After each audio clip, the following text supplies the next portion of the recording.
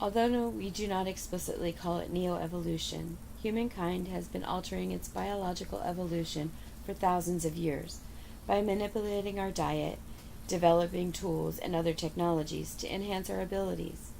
The increasing sophistication and complexity of modern technology, however, may soon allow us to directly manipulate our evolution in extraordinary ways through techniques such as gene manipulation, bioengineering, and nanotechnology.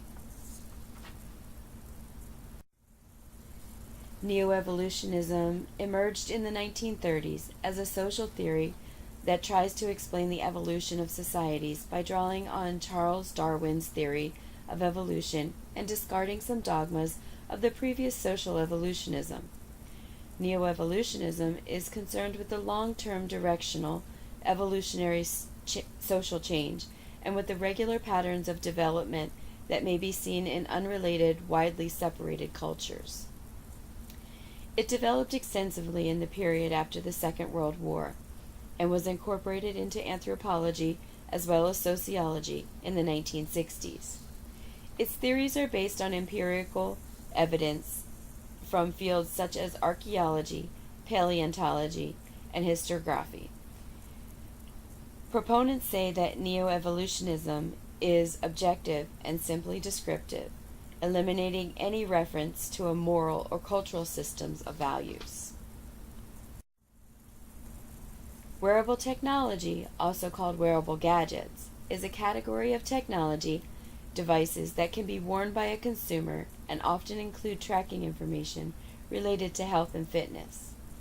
Other wearable tech gadgets include devices that have small motion sensors to take photos and sync with your mobile devices. Some examples of wearable technologies are fitness bands, GPS-enabled cameras, digital glasses, assorted medical devices, and smartwatches, and the list keeps growing.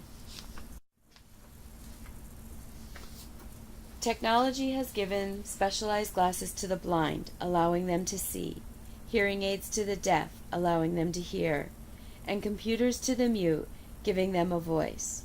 There's no doubt that the neo-evolutionary technology has enhanced the quality of life for so many people. Not a day goes by without the news of security breaches at the hands of hackers. The truth is, without a built-in PIN protection or security fingerprinting, just about anyone can access the content stored on a wearable. If a device is lost or misplaced, anyone potentially has access to the information, since wearables have the ability to store data locally without encryption, PIN protection, or user authentication features. Secret agent technology, popularized in television from the 1960s, is becoming more of a reality as devices continue to permeate popular culture and modern business. Wearable devices allow users to easily and discreetly capture video and audio, as everyday items such as watches and eyeglasses are turned into wearable smart devices. It becomes difficult to curtail surveillance and protect information derived from the images collected. Wearables tend to be small and more discreet, which makes it easier than ever to steal data-sensitive information. Bluetooth and Wi-Fi communication between wearable devices and paired smartphones is another area of vulnerability for the enterprise data. Recently, security firm Bitdefender demonstrated that Bluetooth communication between Android devices and smartphones could be deciphered using brute force attacks. Rather than focusing in on software vulnerabilities, hackers opt for persistent trial and error, trying username and password combinations until they crack the code and are able to access the content stored on the devices. A major concern for individuals is the sale of sensitive information tracked by wearable devices.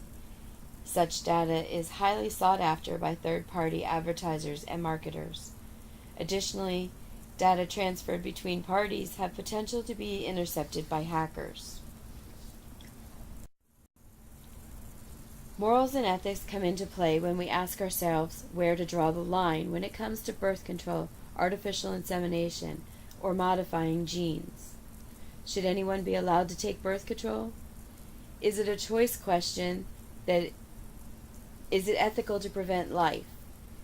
As with artificial insemination, we ask ourselves, should we allow people to do these things? How old is too old? Will we overpopulate?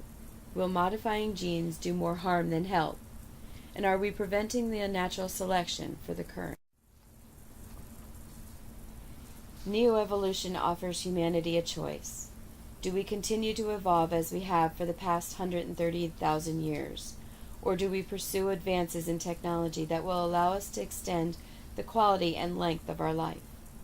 Neo-evolution touches the progression of the human race, not through biology, but rather through technology. Scientists who have evaluated our evolutionary tree said that we have reached our full biological potential to advance the human race.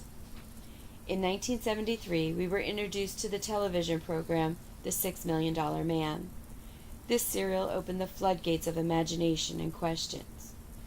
This successful television program asked viewers to consider the possibilities of humans integrated with biotech technology.